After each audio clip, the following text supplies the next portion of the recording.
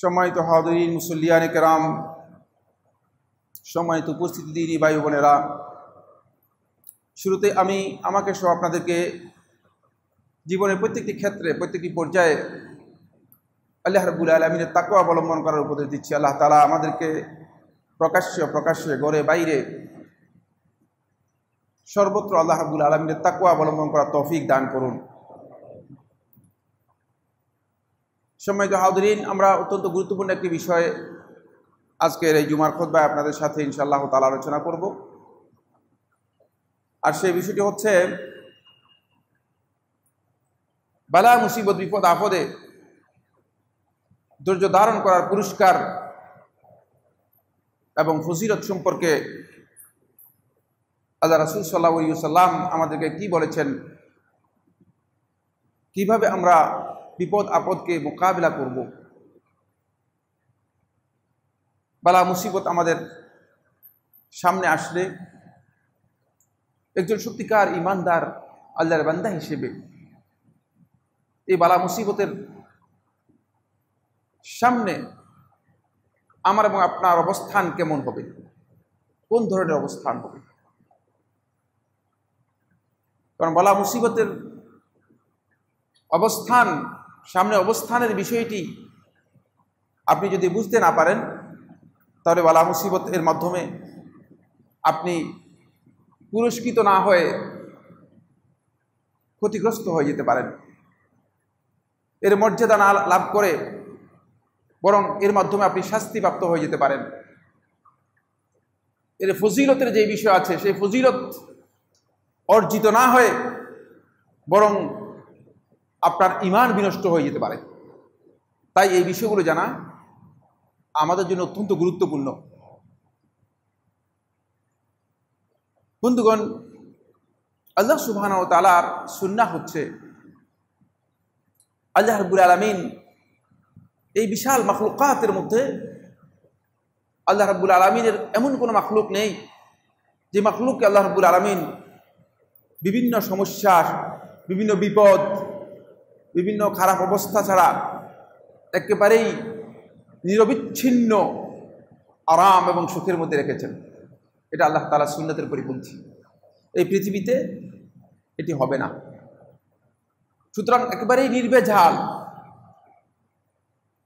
একেবারেই নিরবিচ্ছিন্ন আনন্দ, আরাম, আয়েশ এই পৃথিবীর কোনো ব্যক্তির জন্য নেই। তিনি যত বড় ক্ষমতাধর হন না কেন, তিনি যত বেশি সম্পদের মালিক হন না কেন, অবশ্যই কম বেশি বিপদ আপদ বালা মুসিবত তার জন্য থাকবেই। এটা আল্লাহ সুবহানাহু ওয়া তাআলার একটা সুন্নাহ মাখলুকাতের ব্যাপারে। এর জন্যই এই মাখলুকাতকে আল্লাহ রাব্বুল আলামিন এর সর্বশেষ পরিণতি দিয়েছে মৃত্যুর মাধ্যমে। এই মৃত্যু হচ্ছে একটা মুসিবত। আল্লাহ রাব্বুল আলামিন কোরআনের মধ্যে বলেছেন মুসিবাতুল মউত, মৃত্যুর এই মুসিবতের কথা। আপনার এই পৃথিবী থেকে আপনি যাচ্ছেন, ডাকডোল বাজিয়ে সম্বর্ধনা দিয়ে যাওয়ার কোনো সুযোগ নেই, পারবেন না। বরং আপনি নিজেই মুসিবতের মধ্যে পড়ে মুসিবতের মুখোমুখি হয়ে যাচ্ছেন, আর যাদের কাছ থেকে আপনি চলে যাচ্ছেন তাদেরকেও আপনি মুসিবতের মধ্যে ফেলে যাচ্ছেন। এর শেষ টুকু আল্লাহ রাব্বুল আলামিন মুসিবত দিয়ে শেষ করেছেন, যাতে করে আল্লাহর বান্দাগণ বুঝতে পারে যে এই পৃথিবীতে একেবারেই নিষ্কলুষ নির্ভেজাল কোনো ধরনের আরাম আয়েশ বিনোদন নেই আমার জীবনের জন্য। এখানে সবচেয়ে বুদ্ধিমান হচ্ছে ওই ব্যক্তি, আল কাইয়িস মান দানা নাফসা, যে নিজেকে হিসাব করতে পারে, কন্ট্রোল করতে পারে, নিজেকে নিজের আয়ত্তে আনতে পারে। ওয়া আমিলা লিমা বাদাল মউত, এবং মৃত্যুর পরবর্তী সময়ের জন্য কাজ করতে পারে। ওই ব্যক্তি বুদ্ধিমান নয় যে ব্যক্তি নিজের নফসের অনুসারী হয়ে যায়, আর দুনিয়ার জন্য তার সমস্ত আমল বরাদ্দ করে নেয়, দুনিয়া উপার্জনের জন্য, ওই ব্যক্তি প্রকৃত সঠিক সিদ্ধান্তে উপনীত হতে পারবে যেই মৃত্যুর সময় আসার আগেই আমল সমৃদ্ধ হতে পেরেছে, ভালো আমল করতে পেরেছে। আর আমরা সবাই জানি, এখানে আমাদের সকলের জানা রয়েছে, মৃত্যু কখন আসবে এটা আল্লাহ রাব্বুল আলামিন কাউকে জানাননি। এর জন্য কোনো নোটিশ আল্লাহর পক্ষ থেকে আমাদেরকে দেয়া হবে না। আমি এই মিম্বর থেকে কোনো একদিন এই কথাও বলেছিলাম, হয়তো আপনাদের স্মরণ থাকার কথা, যেমন আল্লাহ রাব্বুল আলামিনের সবচেয়ে বড় অনুগ্রহ এই মানব সভ্যতার উপর, এই মানব গোষ্ঠীর উপর, আল্লাহ রাব্বুল আলামিন তাদেরকে এই মৃত্যুর তারিখ জানিয়ে দেন নাই। এটা আল্লাহ তাআলার সবচেয়ে বড় অনুগ্রহ এই পৃথিবীতে। কারণ আল্লাহ সুবহানাহু ওয়া তাআলা যদি আমাদেরকে মৃত্যুর তারিখ জানিয়ে দিতেন, আল্লাহ রাব্বুল আলামিনের কাছে এই তারিখ জানা আছে, লিকুল্লিন আজালুম মুসাম্মা, প্রত্যেকের জন্য সময় নির্ধারিত আছে। আপনার জন্য, আমার জন্য, প্রত্যেকের জন্য সময়ক্ষণ নির্ধারিত আছে।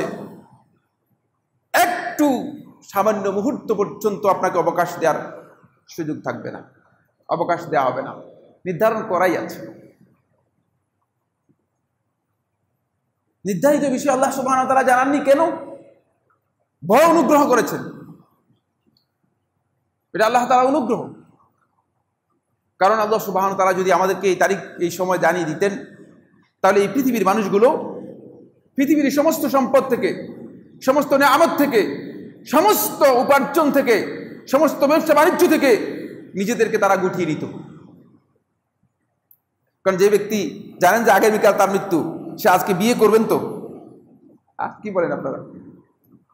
বিয়ে শাদী হতো না, কোনো বিনোদন হতো না, কোনো আনন্দ হতো না, কোনো উল্লাস হতো না, জন্মদিবস হতো না, মৃত্যুবার্ষিকী হতো না, কিচ্ছু হতো না। সকল বিনোদন, সকল আনন্দ সবটাই কি হয়ে যেত? উপেক্ষিত হয়ে যেত, পরিত্যাজ্য হয়ে যেত। এই জন্য আমার আল্লাহ রাব্বুল আলামিন এই বিশাল যে পৃথিবীর সৌন্দর্য সাজিয়েছেন অসংখ্য নিয়ামত দিয়ে, এই আমের সিজনে মাশাআল্লাহ আম গাছের মধ্যে আপনি যখন আম দেখেন মনটা কেমন লাগে। আল্লাহ তাআলার নিয়ামত, তিনি প্রত্যেকটা পাতায় পাতায় আম দিয়ে রেখেছেন। কাঁঠালের দিকে তাকান, কাঁঠাল গাছটার মধ্যে গোড়ায় গোড়ায় এভাবে কাঁঠাল ধরে আছে। কিভাবে বের হলো এই কাঁঠাল? 10 দিন পর্যন্ত চিন্তা করেন, কোনো তথ্য আপনার কাছে আসবে না। কিন্তু আমরা তো এইভাবে চিন্তা করি না। আমাদেরকে এই চিন্তাগুলো করতে আমার আল্লাহ তাআলা বলেছেন, আমরা সেদিকে তাকাইও না। আমরা কাঁঠালটা খেয়ে মনে করি যে আলহামদুলিল্লাহ, আলহামদুলিল্লাহ, অনেক ভালো হয়েছে, অনেক স্বাদ লেগেছে। কিন্তু এর মালিক যে আপনার কাছে এতক্ষণ পর্যন্ত এই আপনার খাওয়া পর্যন্ত পৌঁছিয়ে দিলেন, কিভাবে পৌঁছলো, কিভাবে পেয়েছেন, সেটা আমরা একবারও চিন্তা করি না। সেটা একবার আমরা চিন্তা করি। এই নিয়ামতগুলো সব উপেক্ষিত হয়ে যেত যদি আল্লাহ রাব্বুল আলামিন এই মুসিবতের কথা বলে দিতেন, নির্দিষ্ট করে দিতেন। এই জন্য আল্লাহ রাব্বুল আলামিন এটাকে গোপন করে দিয়েছেন বান্দাদের কাছ থেকে, যাতে আল্লাহর বান্দাগণ আল্লাহর নিয়ামতগুলোকে অন্তত উপভোগ করে। এক সময় আপনাকে নোটিশ না দিয়েই টেনে নিয়ে যাবে, কিন্তু এর জন্য আপনাকে সতর্ক করে দিয়েছে। আসুন এই বালা মুসিবতে আল্লাহর বান্দাগণ, 4 প্রকারের বান্দা আল্লাহ রাব্বুল আলামিন রয়েছে। এই বিপদ আপদের তারা সম্মুখীন হয় 4 ধরনের মানুষ। প্রথম প্রকার হচ্ছে বেঈমান কাফের গোষ্ঠী, যারা এই পৃথিবীর মধ্যেই মহান আল্লাহ রাব্বুল আলামিনের অবাধ্যতা এবং কুফরের মাধ্যমে সকল প্রকার আযাব এবং সকল প্রকার শাস্তির একমাত্র কারণ। কারণ তারাই সরাসরি প্রত্যক্ষ আল্লাহ রাব্বুল আলামিনের আযাবের কারণ। কিন্তু বেখবর, একেবারে বেমালুম, আল্লাহ রাব্বুল আলামিন সম্পর্কে তাদের কোন ধারণাই নেই। তাদের অবস্থান হচ্ছে এই, যখন কোনো বালা মুসিবত আসে তখন তারা, কোরআনের মধ্যে বিস্তারিত আলোচনা রয়েছে, সময়ের কারণে আমি মূল বক্তব্যে চলে যাব, তখন ঠাট্টা বিদ্রুপ করে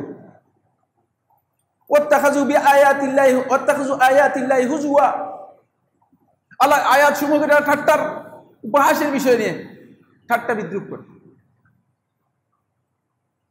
ঠাট্টা হিসেবে গ্রহণ করে। সুবহানাল্লাহ। তাদের আচরণ হচ্ছে এই, তারা এগুলোকে উপেক্ষা করে, হইচই করে, অস্থির হয়ে যায়। তাদের অনেকে এটাকে প্রতিহত করার ঘোষণা দেয়, এর বিরুদ্ধে যুদ্ধ ঘোষণা করে। জাহেল, বেঈমান, তার জানা নেই এই পৃথিবীর একজন খালেক রয়েছেন, ইউদাব্বিরুল আমরা মিনাস সামাই ওয়াল আরদ, যে আসমান থেকে জমিন পর্যন্ত সব কিছুকে নিয়ন্ত্রণ করেন। কোরআন স্পষ্ট করে বলে দিয়েছে।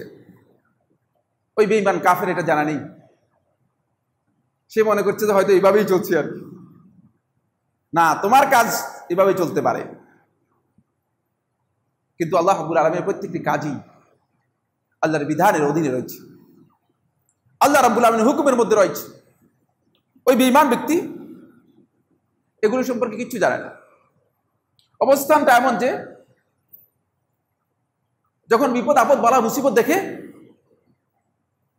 তখন ভয় অস্থির হয়ে যায়, ভিতরে ঈমান নেই, হইচই শুরু করে। কিন্তু যখন আল্লাহর বান্দাদের কান্নাকাটির কারণে, আল্লাহর বান্দাদের ফরিয়াদের কারণে, এই বিশাল নিষ্পাপ মাসুম মাখলুকাতের আল্লাহ রাব্বুল আলামিনের কাছে আত্মনাদের কারণে যখন আল্লাহ তাআলা এটাকে আস্তে করে সরিয়ে নিয়ে যান, তাদের অবস্থান হয় যে কাআন্নাহু লাম ইয়ামাসসাহুম শাই, মনে হয় যেন তাদেরকে কিচ্ছু পায় নাই, কিছু দেখেই নেই। ওই কাফের বেঈমানরা না করোনা থেকে শিক্ষা নিয়েছে, না সিজুর থেকে শিক্ষা নিয়েছে, না তারা এই ইয়াস নামে এখান থেকে শিক্ষা নিতে পারবে। শিক্ষা নেওয়ার কোনো সুযোগ নেই, কারণ তাদের অন্তরের মধ্যে আসল জিনিসটাই নেই। ওই উপলব্ধি তাদের অন্তরের মধ্যে আসে নাই, যে উপলব্ধি দিয়ে তারা বুঝতে পারবে যে আসলেই এখানে এর খালেক যিনি রয়েছেন, এ খালেক আমাদেরকে কিছু বার্তা দিচ্ছেন, এই বার্তা দিচ্ছেন। সূরা আহজাবের মধ্যে আল্লাহ সুবহানাহু ওয়া তাআলা ইরশাদ করেন, ওমা নুরসিলু বিল আয়াতি ইল্লা তাখফীফা, এই যে আয়াতগুলো আমার দেখতে পাচ্ছ, এগুলো তোমাদের কাছে আমি কেন পাঠাচ্ছি?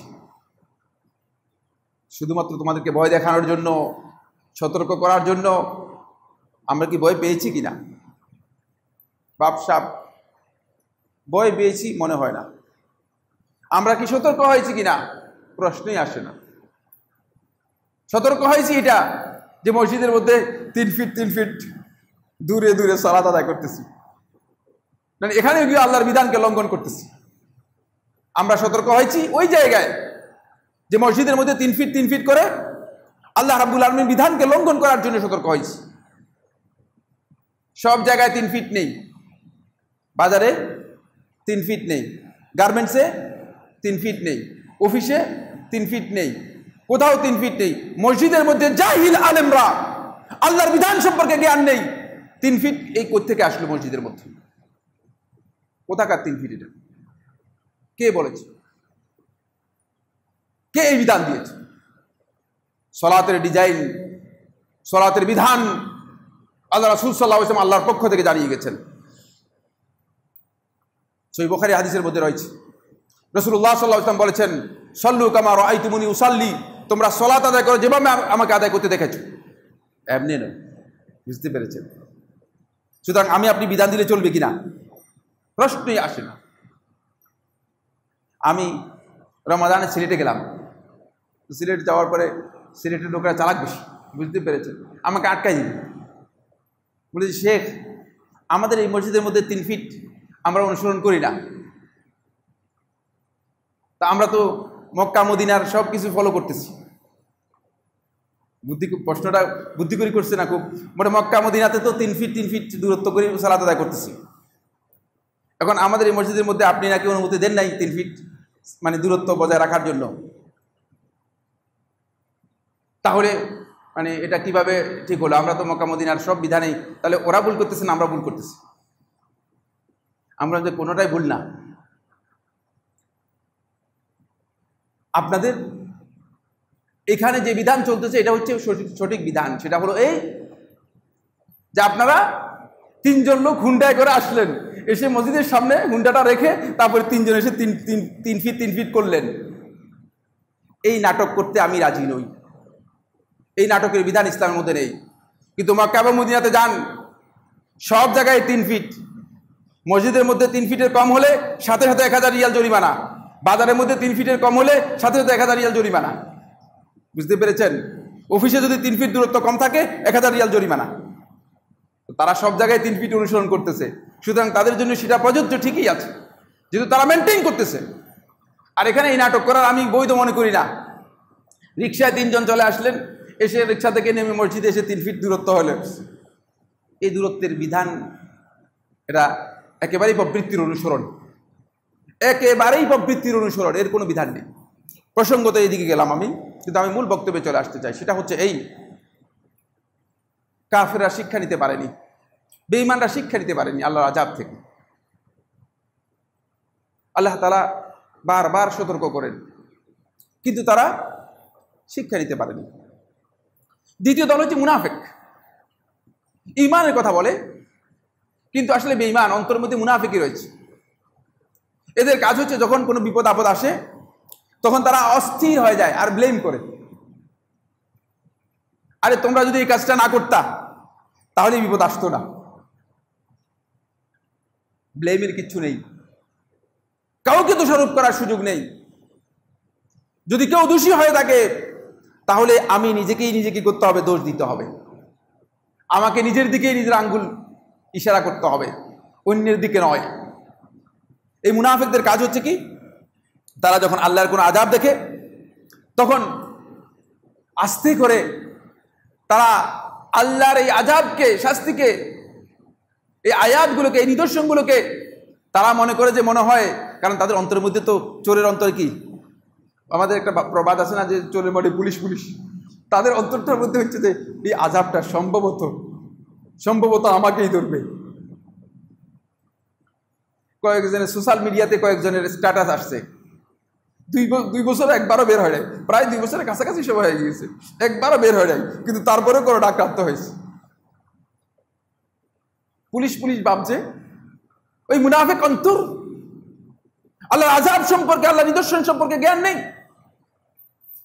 সে জানে না আল্লাহ রাব্বুল আলামিনের ক্ষমতা সম্পর্কে, আল্লাহ রাব্বুল আলামিনের কুদরত সম্পর্কে জ্ঞান নেই। ফলে তার বিভ্রান্তি এখানে, সে মনে করছে যে না, আমি কোথাও যাব না, আমাকে আক্রান্ত করতে পারবে না। ভয় পেয়ে যায়, বেশি ভয় পেয়ে যায়। এই ভয় শুধুমাত্র ভয়, এটা হচ্ছে আপনাকে হত্যা করার জন্য একদল ডাকাত যদি আসে, ডাকাত দেখলে আপনি ভয় পাবেন কিনা? ভয় পাবেন না, অবশ্যই ভয় পাবেন, ওই ভয়ের মতো। কিন্তু ওই ভয়ে কোনো কাজ হবে না আপনার।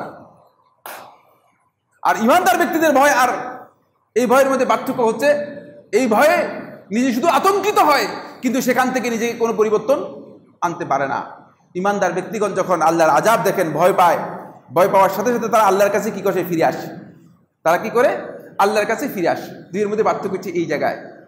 আর ওরা এই ভয় পেয়ে আল্লাহ রাব্বুল আলামিন থেকে দূরে সরে যায়, বলে যে হ্যাঁ আমি তো এই জন্যই তো মসজিদে যাই না, মসজিদে আশঙ্কা আছে, আক্রান্তের সমস্যা আছে। বুঝতে পেরেছি? মুনাফিকদের অন্তর, মুনাফিকরা এভাবেই আমাদেরকে আল্লাহর আযাব, আল্লাহর আয়াতগুলো বড় মুসিবতে তাদের অবস্থান হচ্ছে এই। 3 নম্বর হচ্ছে সাধারণ মুসলিম।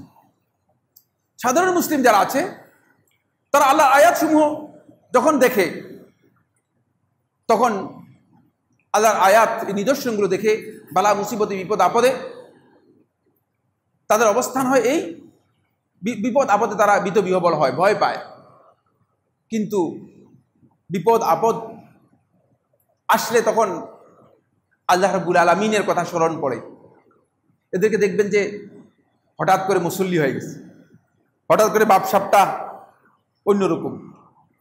তখন আপনি বুঝবেন একটা কিছু হয়েছে, হয়তো ছেলে অসুস্থ হয়ে গিয়েছে, অথবা বউ চলে গিয়েছে, অথবা মানে কোনো একটা বিপদ, ব্যবসার অবস্থা খারাপ যাচ্ছে। অনেকের ব্যবসা লাটু উঠে গিয়েছে, দেখা যায় মসজিদের প্রথম কাতারের মধ্যে বসে আছে ওই সাধারণ মুসলিম। বিপদ সম্পর্কে তাদের বিপদ যখন হয়ে গিয়েছে তখন মনে করতেছে না এখন আল্লাহ তাআলার কাছে আসা দরকার। হঠাৎ করে আবার যখন চেঞ্জ হয়ে যায় দেখা যায় যে মসজিদে তালাশ করে পাওয়া যায় না,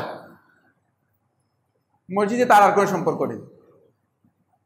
এরা আল্লাহর বিপদ এর ধৈর্য ধারণ করতে পারে না, সবর ইখতিয়ার করতে পারে না।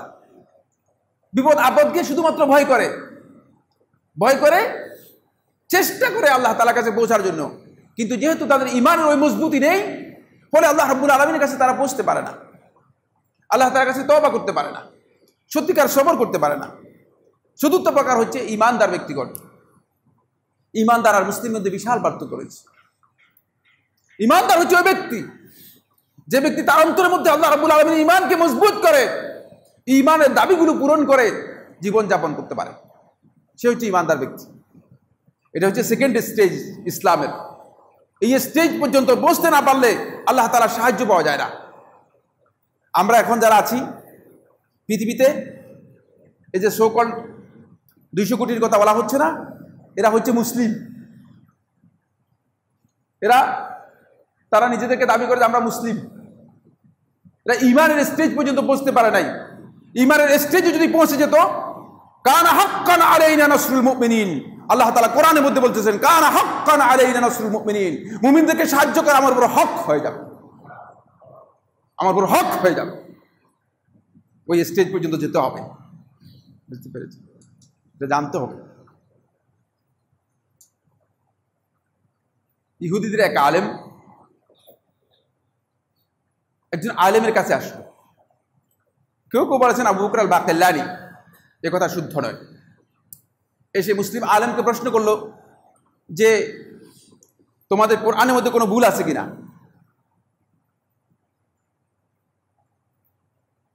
তোমাদের কোরআনের মধ্যে কোনো ভুল আছে কিনা। বলে প্রশ্নই আসে না, আল্লাহর কালাম, আল্লাহর পক্ষ থেকে অবতীর্ণ হয়েছে, ভুল থাকবে করতে। বলতে না, একটা ভুল আছে। সারা পৃথিবীর কর্তৃত্ব মুসলমানদের কাছে কোথাও নেই।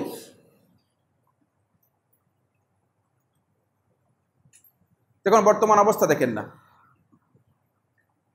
যখন এই কথা বলতেছিল সেটা হচ্ছে 6ষ্ঠ-7ম হিজরি শতাব্দীর কথা বলছি। তখন মুসলিমরা মার খাচ্ছিল তাতারিদের কাছে। মুসলিমদের অবস্থা খুবই খারাপ, তাতারিদের মাধ্যমে আক্রান্ত হয়ে গিয়েছিল। এখন দেখেন মায়ানমারে কি অবস্থা, ফিলিস্তিনে কি অবস্থা, সিরিয়াতে কি অবস্থা, ইরাকে কি অবস্থা, লিবিয়াতে কি অবস্থা। সব জায়গাতেই মুসলিমরা মার খাচ্ছে। বলছে তোমাদের কোরআনের মধ্যে ভুল আছে। তখনকার সময় প্রশ্ন করতেছে। এখন সমস্ত কর্তৃত্ব সবকিছু মুসলমানদের, অমুসলিমদের কাছে, অথচ আল্লাহ তাআলা বলেছেন ওমা জাআলাল্লাহু লিল কাফিরিনা আলাল মুমিনিনা সাবিলা, আল্লাহ তাআলা মুমিনদের বিরুদ্ধে কাফেরদের উপর কোনো ধরনের সুযোগ অবকাশ দিবেন না, কাফেরদেরকে কোনো সুযোগ দিবেন না। এখন তো কাফেরদের কর্তৃত্ব, তাহলে কোরআনে আয়াত ভুল না? এই প্রশ্ন করলো মুসলিম আলেমের কাছে। আলেমদের কাছে তো ইলম আছে। আলেম বলে যে তুমি বুঝো নাই, এই আয়াতের মধ্যে আল্লাহ তাআলা বলেছেন ওমা জাআলাল্লাহু লিল কাফিরিনা আলাল মুমিনিনা, মুমিনদের বিরুদ্ধে। কিন্তু আমরা যারা আছি আমরা মুমিন না, আমরা হচ্ছে মুসলিম। বুঝতে পেরেছেন? আমরা তখন মুমিনের স্টেজে আসতে পারি নাই। সুতরাং হতাশার কোনো কারণ নেই, অস্থির হওয়ার কোনো কারণ নেই। ঈমান যতদিন পর্যন্ত দীপ্ত করতে না পারবেন ততদিন পর্যন্ত আপনি মনে করেন না যে আল্লাহর সাহায্য এমনি এসে যাবে। আল্লাহর সাহায্য তো এসেছে এভাবেই। 313 জন উহুদের বদরের ময়দানে সেভাবে দাঁড়িয়েছিলেন, এই শক্তি নিয়ে দাঁড়িয়েছিলেন। ইমানের এই শক্তি, ইমানের পাওয়ার এমন ছিল যে শক্তিশালী একটি বাহিনী 1000 সজ্জিত বাহিনীকে কোনো ধরনের অস্ত্রশস্ত্র ছাড়াই তারা কি করেছে? পরাজিত করেছে, বন্দী করেছে, নিহত করেছে। এটা সম্ভব তখন যখন আপনি ইমানের এই বলিয়ান হতে পারবেন। আর ইমান যদি না থাকে এমনিই চলবে, দাবি করতে পারবেন, এদের কিচ্ছু হবে না, এদের দিয়ে আল্লাহ সাহায্য আসবে না। কারণ আল্লাহ তাআলার ওয়াদা আল্লাহ রাব্বুল আলামিন করে দিয়েছেন। হ্যাঁ, এখানে বলছিলাম চতুর্থ দল মুমিনরা আল্লাহ রাব্বুল আলামিনের আয়াত, বিপদ আপদ বালা মুসিবত যখন দেখবে বন্ধুগণ, তখন মুমিনরা সাথে সাথেই আল্লাহর কাছে ফিরে আসবে। আল্লাহ তাআলা কিভাবে ফিরে আসবে এর ধরন সূরা বাকারায় 155, 156, 157 এই 3টি আয়াতের মধ্যে আল্লাহ তাআলা বলে দিয়েছেন। আল্লাহ রাব্বুল আলামিন ইরশাদ করেন, ওয়ালানাবলুওয়ান্নাকুম বিশাইইন মিনাল খাউফি ওয়াল জু, আর অবশ্যই আমি তোমাদেরকে পরীক্ষা করব, বিশাইইন সামান্য কিছু, মিনাল খাউফ ভয় দেখিয়ে, ইয়াসের ভয়, করোনার ভয়, এগুলো সামান্য, এগুলো আল্লাহ তার কাছে সামান্য। বিশাইইন মিনাল খাউফ ওয়াল জু, কিছু দুর্ভিক্ষ, ক্ষুধা দিয়ে, অনটন দিয়ে, অভাব দিয়ে, ওয়া নাকসি মিনাল আমওয়াল, এবং তোমাদের সম্পদের কিছু ক্ষতি করে, কিছু সম্পদের ক্ষতি হবে, কিছু সম্পদের অভাব দেখা দিব। ওয়াল আনফুস, নিজেদের কিছু জানেরও ক্ষতি হবে, এমনি ছাড়বো না। একথা মনে করো না যে কয়েকজন মারা গেলেই যে না আমরা আর দরকার নেই, বনি ইসরায়েলের মতো, ইযহাব আনতা ওয়া রাব্বুকা ফাকাতিলা, হে মূসা তুমি এবং তোমার রব যাও, যুদ্ধ করো, আমরা ওদিকে যাবো না, তোমরা দুজন যাও। না, লাগবে, তোমাদের জানও লাগবে, তোমাদের মালও লাগবে, দুটাই লাগবে, এই দিয়ে আমি পরীক্ষা করব। আল্লাহ রাব্বুল আলামিন বলতেছেন, ওয়াস-সামারাত, ফল ফলাদির মধ্যেও কম দেব। এই সব কম দিয়ে আল্লাহ তাআলা বলতেছেন কি চাই, চাওয়াটা কি আল্লাহ তাআলা কি চান আমার আল্লাহ রাব্বুল আলামিন সেটা বলছেন। সেটা হলো ওয়াবাশশিরিস সাবিরিন, ধৈর্যশীলদেরকে, যারা সবার ইখতিয়ার করতে পারবে তাদেরকে আপনি সুসংবাদ দিন।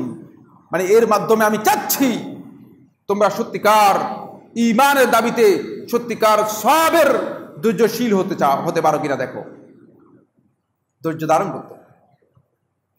ওয়াবাশশিরিস সাবিরিন, এদের পরিচয় হচ্ছে, এর কিভাবে সাবিরিন হবে?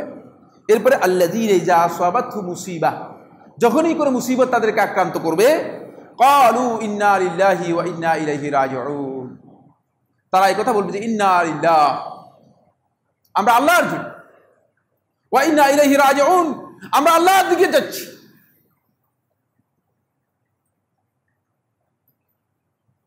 এক বেদুইন ব্যক্তি ইসমাঈলের কাছে আসলো, একজন আরব্য পণ্ডিত ছিল, কবিও ছিল, প্রসিদ্ধ কবি ছিল। তার কাছে এসে বলল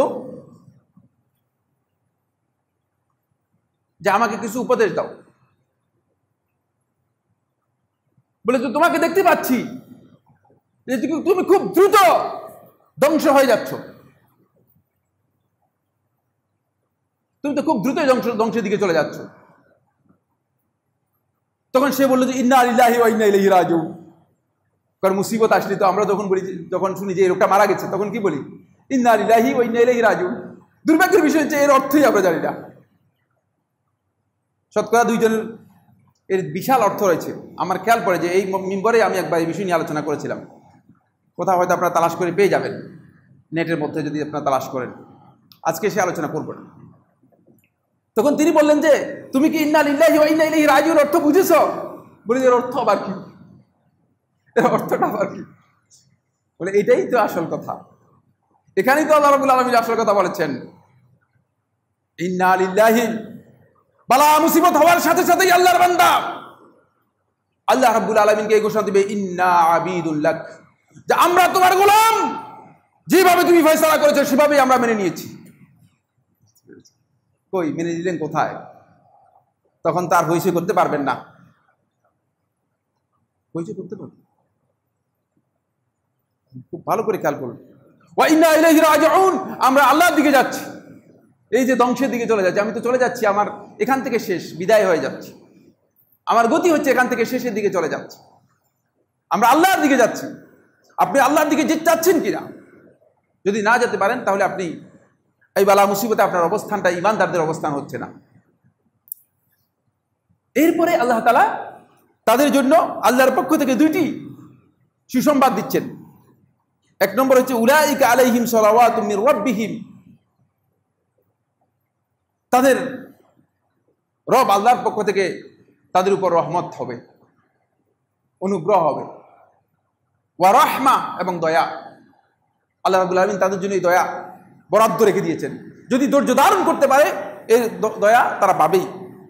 ওয়া উলাইকা হুমুল মুহতাদুন, দ্বিতীয় নম্বর যে বিষয়টি সেটা হলো এরা সত্যিকার হেদায়েত নিজেদের জীবনের জন্য লাভ করতে পারবে। বিপদ আপদে, বালা মুসিবতে, সমস্যা সংকটে তারা রাস্তা থেকে বিচ্যুত হবে না। বেশিরভাগ লোক আমার বন্ধুগণ এই অবস্থানে, এই বালা মুসিবতের যখন সম্মুখীন হয়, বিপদ আপদের যখন সম্মুখীন হয়, বেশিরভাগ লোক এখানে গিয়ে কি হয়ে যায়? রাস্তা থেকে সরে যায়। এই জন্য আল্লাহ রাব্বুল আলামিন বলেছেন যে এরা সবচেয়ে বেশি যে পুরস্কারটুকু পাবে সেই পুরস্কার হচ্ছে উলাইকা হুমুল মুহতাদুন, তারা সর্বাবস্থায় হিদায়াতের উপর থাকতে পারবে, রাস্তার উপর থাকতে পারবে। সময় নেই, এই জন্য আমি আর ওই পয়েন্টে আলোচনা না করে সোজা চলে যাচ্ছি। শুধুমাত্র পুরস্কারগুলো আল্লাহ রাব্বুল আলামিন যেভাবে বলেছেন তার রাসূলের মাধ্যমে। বালা মুসিবতের আরও কিছু দীর্ঘ আলোচনা ছিল, সেদিকে আর যেতে পারছি না সময়ের কারণে। অনেকে আমাদের দৃষ্টি আকর্ষণ করেছেন এবং ভালো দৃষ্টি আকর্ষণ করেছেন, ধন্যবাদ। সেটা হচ্ছে খুতবা দীর্ঘায়িত হলে কষ্ট হয়, অনেকে দূর দূরান্ত থেকে আসেন। তারপরেও আমরা যেহেতু মানে সপ্তাহে একবার অথবা মাসে একবার, এই জন্য আমরা অনেক সময় চেষ্টা করি যে কিছু বিষয় ইনফরমেশান যাতে করে আমাদের মধ্যে আদান প্রদান হয়, এই জন্য আমরা হয়তো কিছু কথা বলে থাকি। বাকি কোনো সন্দেহ নেই, যিনি দৃষ্টি আকর্ষণ করেছেন তিনি উত্তম দৃষ্টি আকর্ষণ করেছেন। বালা মুসিবতে আল্লাহর বান্দাগণ আল্লাহ তাআলার কাছে সবর ইখতিয়ার করবে। সবর হচ্ছে দুটি জিনিসের নাম, খুব ভালো করে খেয়াল করুন। সবর হচ্ছে দুটি জিনিসের নাম। এক নম্বর হচ্ছে আল্লাহ তাআলার সিদ্ধান্তকে সর্বন্তকরণে নিজের অন্তরে পরিপূর্ণরূপে কোনো ধরনের প্রশ্ন ছাড়া, কোনো ধরনের সন্দেহ সংশয় ছাড়া এটাকে মেনে নিতে হবে, মেনে নিতে হবে। এখানে আর আল্লাহ তাআলা আমাকেই পাইল মুসিবতটা দেওয়ার জন্য, শেষ অবস্থা শেষ। বুঝতে পেরেছেন? তাহলে আপনি সবর করেন নাই।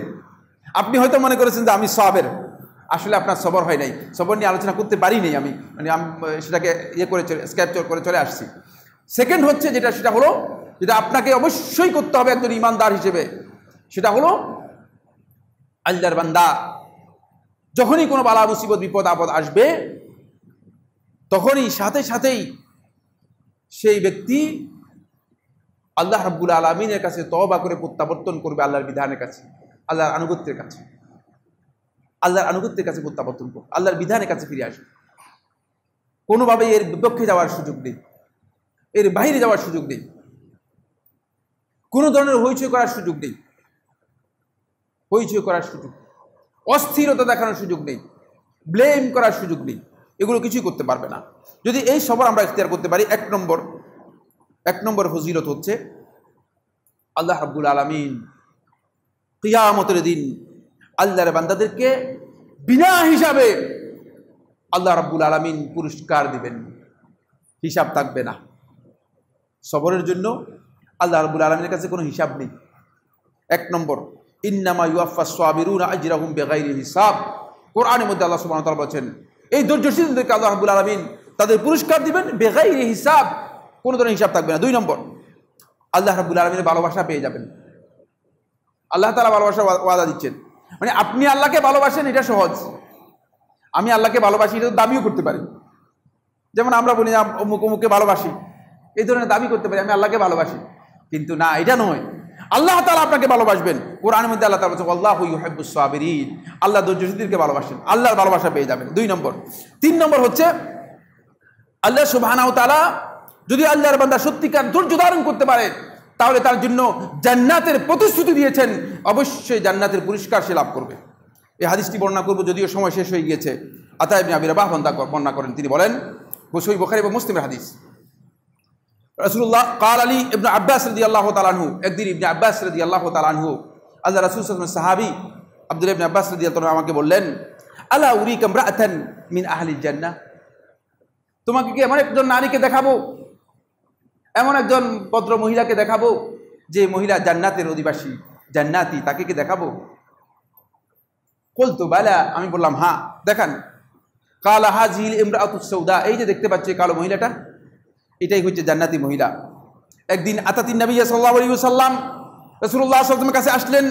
ফাকালাত, আল্লাহ রাসূল সাল্লাল্লাহু আলাইহি ওয়াসাল্লামকে লক্ষ্য করে বললেন, হে আল্লাহ রাসূল সাল্লাল্লাহু আলাইহি ওয়াসাল্লাম, ইন্নী উসরাউ, আমি হঠাৎ করে বেহুশের মতো হয়ে যাই, হঠাৎ করে বেহুশের মতো হয়ে যায়, অস্থির হয়ে বেহুশের মতো হয়ে যায়, মনে হচ্ছে যেন কিছু আমাকে জোরপূর্বক আক্রান্ত করে ফেলে। ওয়া ইন্নী আতাকাশশাফ, এবং এই যে বেহুশের মতো হয়ে যায়, এই অবস্থায় আমার কাপড় চোপড় খুলে যায়। দুইটা রোগের কথা বললেন, মুসিবতের কথা বললেন। এরপর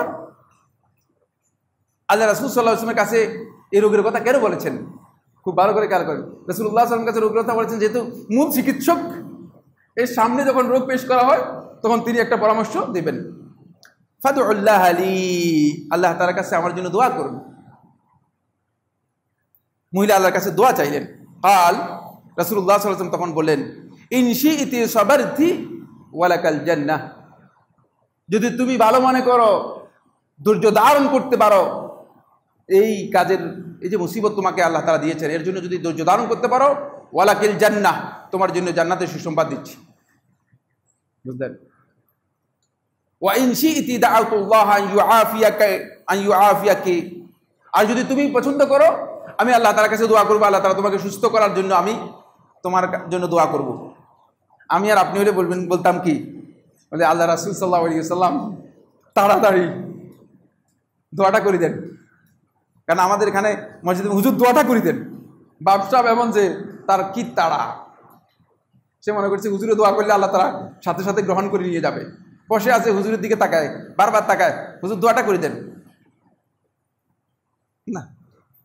দেখেন, মহিলা সাহাবী, জ্ঞান থাকতে হবে, যাদের অন্তরের মধ্যে ঈমান ঢুকেছে তাদের সেই জ্ঞান আল্লাহ রাব্বুল আলামিন দিয়েছেন। মহিলা সাহাবী একেবারেই অবলা সাহাবিয়া, মহিলা সাহাবী। চিন্তা করেন, আল্লাহ রাসূল সাল্লাল্লাহু আলাইহি ওয়াসাল্লাম দুইটা অপশন দিলেন, যদি তুমি ধৈর্য ধারণ করতে পারো তোমার জন্য জান্নাত রয়েছে, আর যদি তুমি বলো আমাকে দোয়া করতে, আমি তোমার সুস্থতার জন্য দোয়া করব। তখন মহিলা উত্তর দিলেন, আল্লাহ রাসূল সাল্লাল্লাহু আলাইহি ওয়াসাল্লামকে বললেন, ফাকালাত আসবির, আল্লাহ রাসূল সাল্লাল্লাহু আলাইহি ওয়াসাল্লাম আমি ধৈর্য ধারণ করব,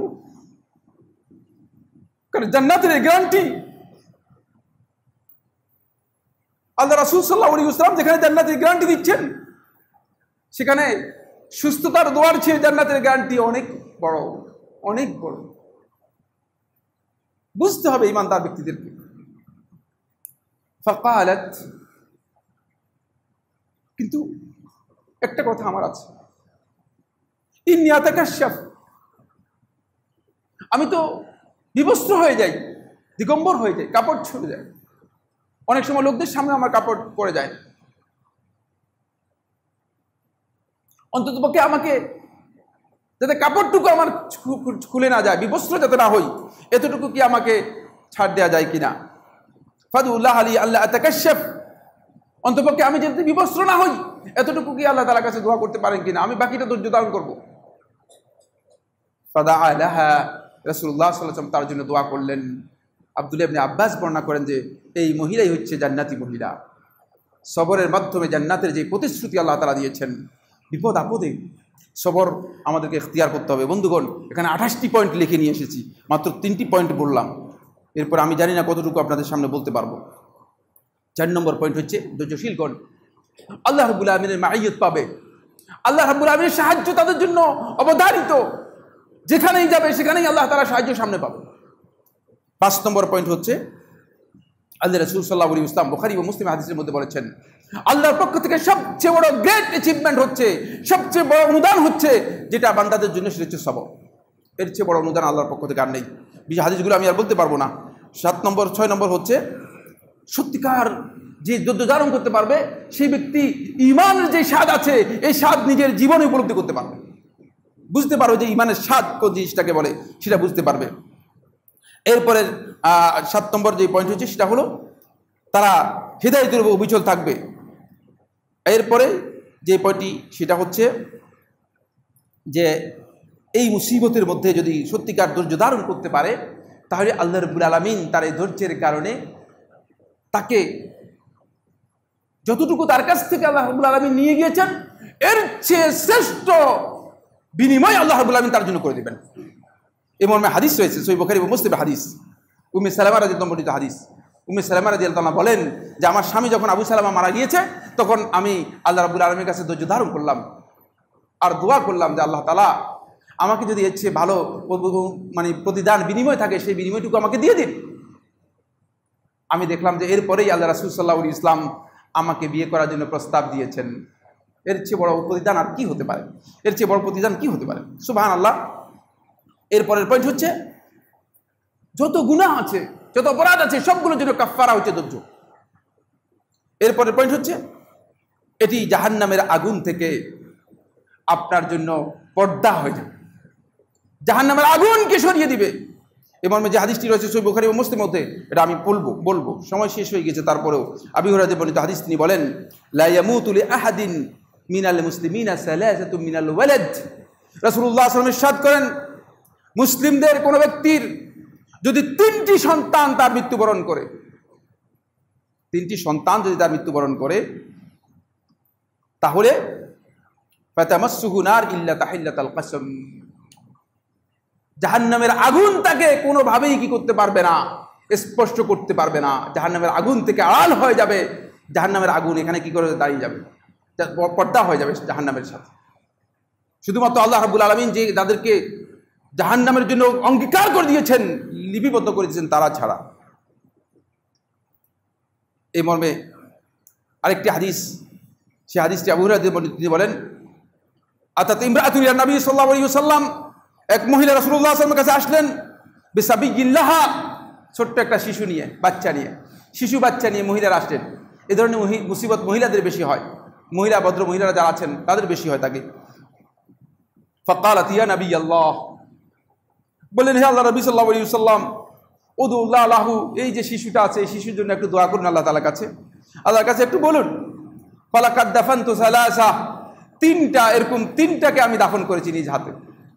ফালাকাদ দাফানতু সালাসা, 3 জনকে আমি দাফন করেছি আমার হাতে। ফাকালা সাল্লাল্লাহু আলাইহি ওয়াসাল্লাম দাফানতা সালাসা, রাসূলুল্লাহ সাল্লাল্লাহু আলাইহি ওয়াসাল্লাম বললেন 3 জনকে দাফন করেছো। রাসূলুল্লাহ সাল্লাল্লাহু আলাইহি ওয়াসাল্লাম তার মুসিবতটাকে উপলব্ধি করলেন, তার মুসিবতটাকে আল্লাহ নবী সাল্লাল্লাহু আলাইহি ওয়াসাল্লাম উপলব্ধি করলেন। মুস্তাআযিমান আমরাহা, হাদিসের রাওয়ায়াতের মধ্যে এসেছে যে তার মুসিবতটা বড়, বাট একটা মা 3টি সন্তানকে নিজ হাতে যদি দাফন করে থাকেন এটা সহজ ছোট নয়। যারা পিতামাতা রয়েছেন তাদের জন্য এটা কঠিন বিষয়। আল্লাহ নবী সাল্লাল্লাহু আলাইহি ওয়াসাল্লাম বিষয়টাকে অনেক বড় মনে করলেন। মহিলা উত্তর দিলেন কালাত নাআম,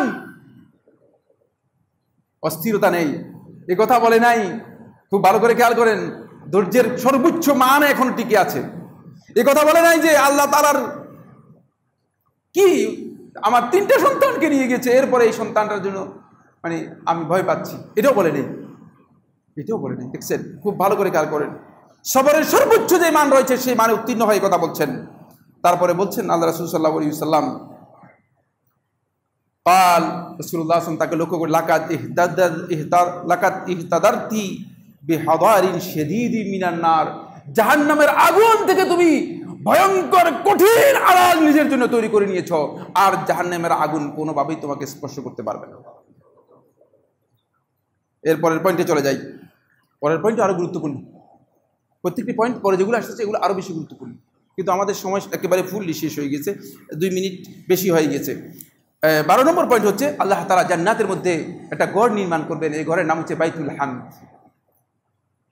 ধৈর্যের কারণে আল্লাহর বান্দা যখন বিপদ আপদ বালা মুসিবতে আল্লাহ রাব্বুল আলামিনের কাছে ধৈর্য ধারণ করবে, তখন জান্নাতের মধ্যে আল্লাহ রাব্বুল আলামিন তার জন্য একটা ঘর নির্মাণ করে দিবেন, এই ঘরের নাম হচ্ছে বাইতুল হামদ। হাদিসটি আবু মুসা আশআরী থেকে বর্ণিত, তিনি বলেন রাসূলুল্লাহ সাল্লাল্লাহু আলাইহি ওয়াসাল্লাম ইরশাদ করেছেন ইজা মাতা ওয়ালাদুল আবদ, যখন কোনো বান্দার সন্তান মারা যায়, কাল আল্লাহ আযজা ওয়া জাল্লা লিমালাইকাতিহি, আল্লাহ তাআলা ফেরেশতাদেরকে ডেকে বলেন, আখাবাতুম ওয়ালাদা আবদি, আমার বান্দার সন্তানটাকে নিয়ে আসছো, আমার বান্দার সন্তানটাকে তোমরা নিয়ে এসেছো? ফায়াকুলুনা নাম, ফেরেশতারা বলে হ্যাঁ।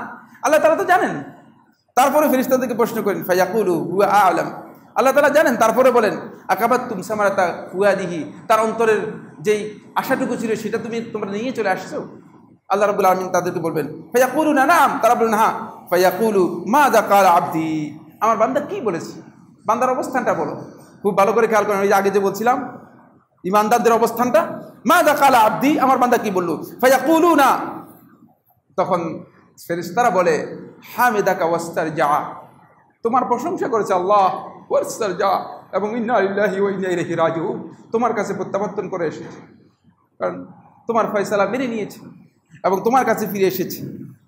ফায়াকুলুল্লাহু আযজা ওয়া জাল, তখন আল্লাহ তাআলা বলেন উবনু লি আবদি বাইতান ফিল জান্নাহ, আমার বান্দার জন্য জান্নাতের মধ্যে একটা ঘর নির্মাণ করো, ওয়াসাম্মুহু বাইতাল হামদ, এবং ওই ঘরের নাম দাও বাইতুল হামদ, এই নামে তার জন্য একটা জান্নাতের মধ্যে ঘর নির্মাণ করো। আকুলু কওলি হাযা লি ওয়া লাকুম ফাস্তাগফিরুল্লাহি ওয়া লাকুম ফাস্তাগফিরুহু ইন্নাহু হুয়াল গফুরুর রহিম।